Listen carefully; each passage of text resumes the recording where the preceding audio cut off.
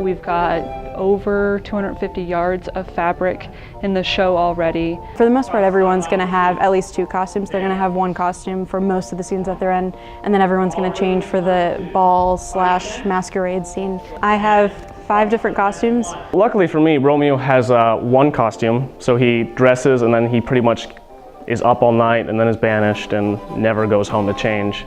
He was too plain for being Romeo in Romeo and Juliet. And the lighter values will bring him into focus most of the time. He was really dark. People respond to color first. As the costume designer, because colors are so specific to the person and to the character, we normally start out with the color. We have several meetings, like Devana Gu, the scenic designer, and I. We sat down at least 3 separate times and discussed color. Be like, okay, so you want to use a lot of green in your set, then we can't use a lot of green in our set, kind of thing. First we came in and got our measurements done, and then they had created the idea of what the costume would look like without the colors, without the appropriate material. And they fit it to me, so I tried on the costume and they would put it in where it wasn't fitting. Yeah, so ideally this line comes off here. Because the men wear tights and tunics, they make us wear mock-up type outfits for it. And that's just so in the rehearsal process we get used to being in the movement and being in these clothes so that when we actually get into tech week and have the real costumes, it doesn't change everything.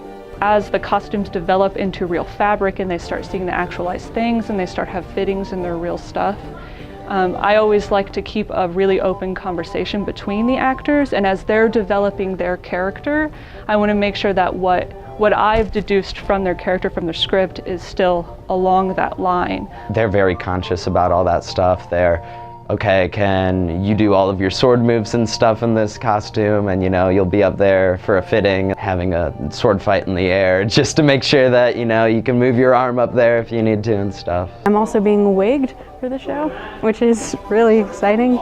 We have a Juliet who has short blonde hair when we really wanted to have long blonde hair. It's still going to be blonde, but it's going to be longer and it's going to be a little fuller. There's going to be a big fancy waterfall braid in the back, and yeah, I'm really excited. The guy who plays Lord Montague, he also has a wig because his hair's blonde, and Romeo and Lady Montague are both brunettes.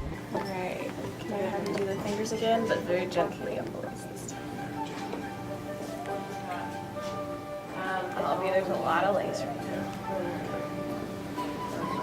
Okay. They actually had to pin curl my hair and put saran wrap around it and then tape it down and mark where my hairline was. Right now we're working on building all of our wigs, and we do that 1 hair at a time.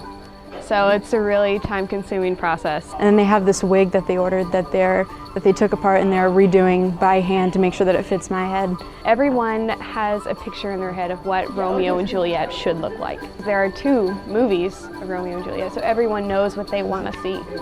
So hopefully we can provide something that is something that people want to see, but is still creative and not what they've seen before.